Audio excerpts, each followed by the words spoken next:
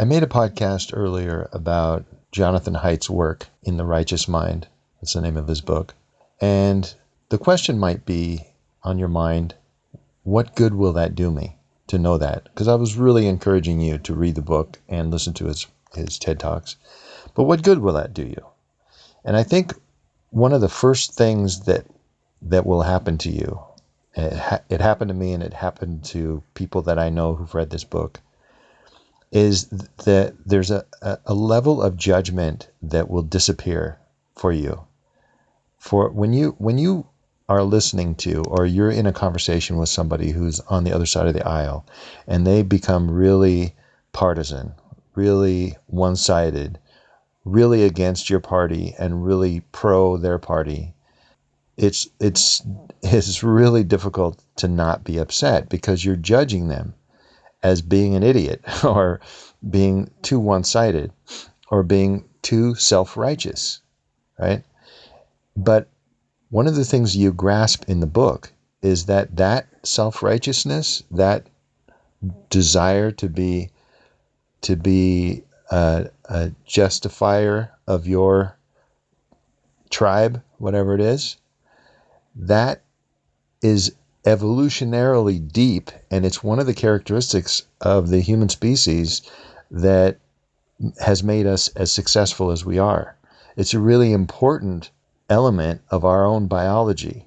So you don't judge the self-righteousness itself as much as you used to, and you don't judge the other person for being that way as much as you used to. As a matter of fact, you can almost admire them for their commitment, for their loyalty, for that feature of them that makes human beings so successful.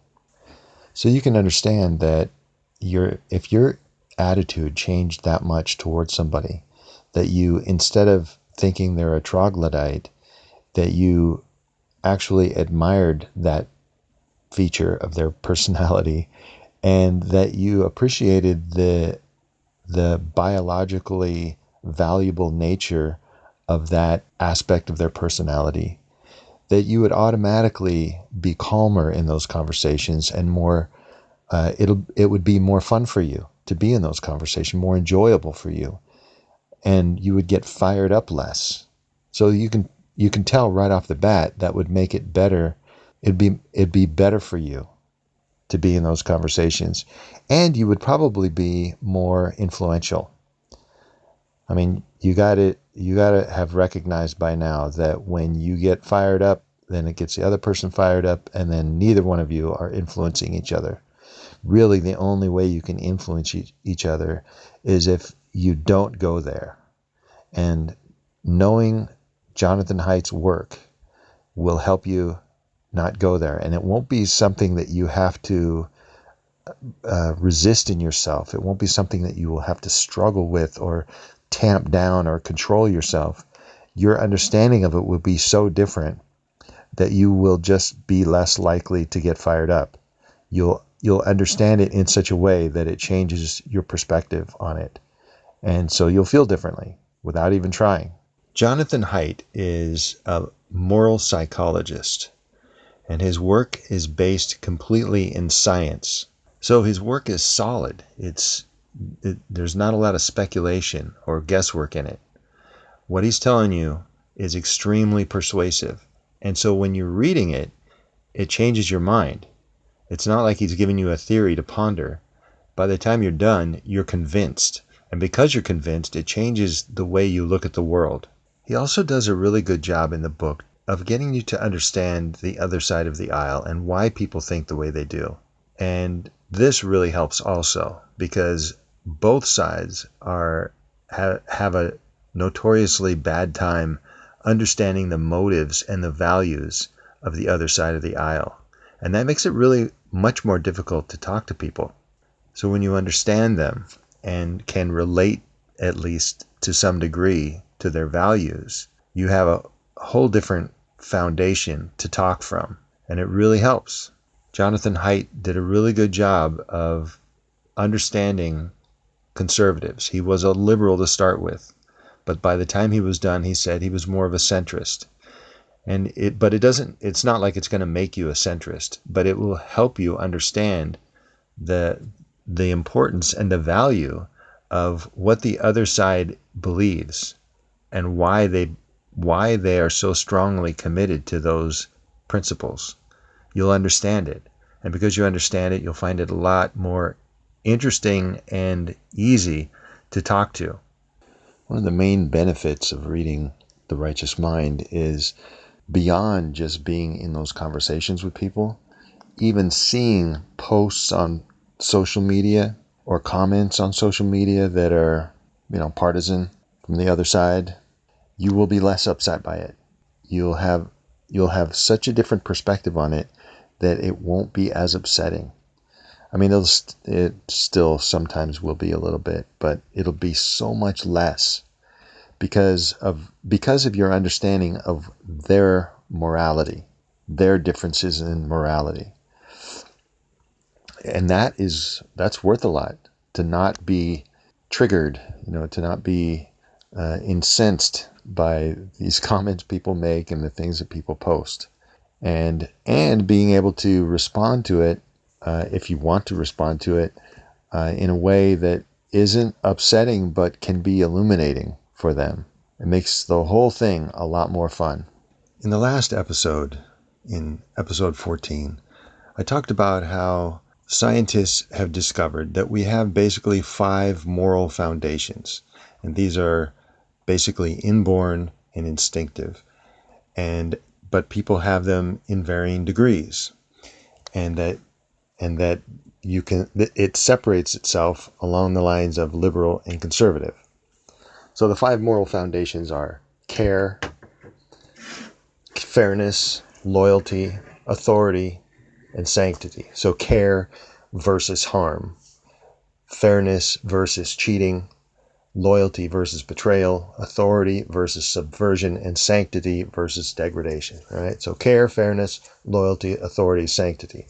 Everybody has these inborn, but liberals tend to measure really high on care and fairness and relatively low on loyalty, authority, and sanctity.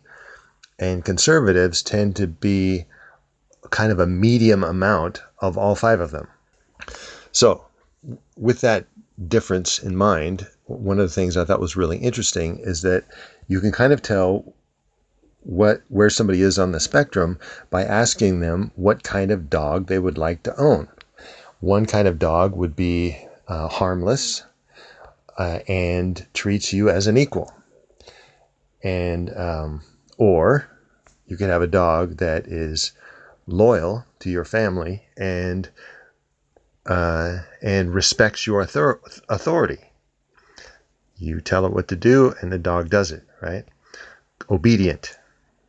So these are, and I asked a liberal friend of mine. I didn't tell him that this was an experiment or anything, but I just asked him what kind of dog he would like. Would he like one that is harmless and that treats him as an equal, or would he like one that was loyal and answers to his authority? And he chose the care, fairness, the nice dog that doesn't harm anybody and treats him as an equal.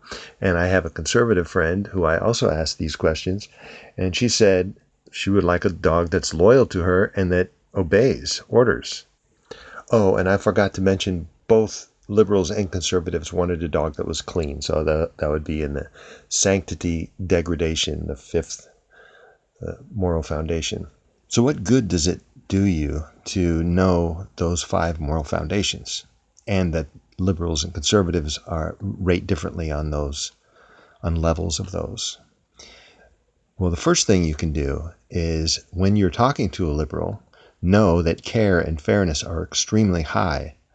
And when you're talking to a conservative, know that authority and loyalty are extremely high. Then you know better who you're talking to.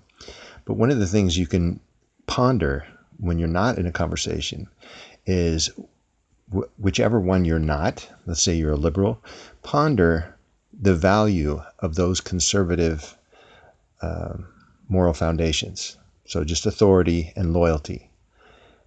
betrayal is ugly, right? And loyalty is a beautiful thing. Now, of course, there is such a thing as being loyal to something that's wrong or evil or whatever, and that would be wrong. But loyalty, the characteristic of loyalty, like recognize that is instinctively good. It's a good thing. It has helped our species survive. Loyalty to your group, right? And also authority, a respect for authority, right? And of course, that can be taken too far, and liberals are the first ones to tell you that. But you can also recognize that there is some level and degree of respect for authority that allows a society to function well. You know, respect for your teacher's authority, respect for policeman's authority, respect for the authority of the rules of, traffic, driving, recognize that those are important principles and that this person, this conservative that you're talking to, really values those. And when you get that, you will hear that in what they say. You will hear the value being expressed in what they say.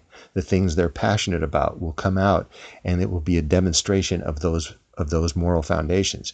And same thing, if you're a conservative and you're talking to a liberal, recognize that care and fairness are extremely high on their list of what's important, and you can speak to that. And also, when you're not talking to them, think about it and ponder the value of care as opposed to harm. You can completely get behind that.